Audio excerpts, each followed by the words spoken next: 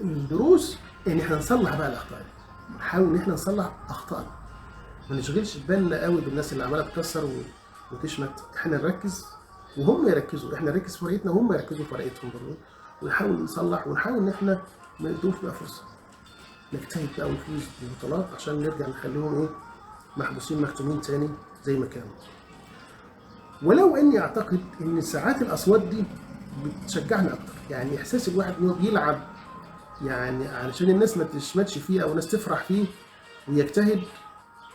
في ناس بتشتغل كده، في ناس بتشتغل على انه احاول اجتهد عشان الناس ما تفرحش فيا او تشمت فيا أو غير بقى ان جماهيرك هتزعل منك.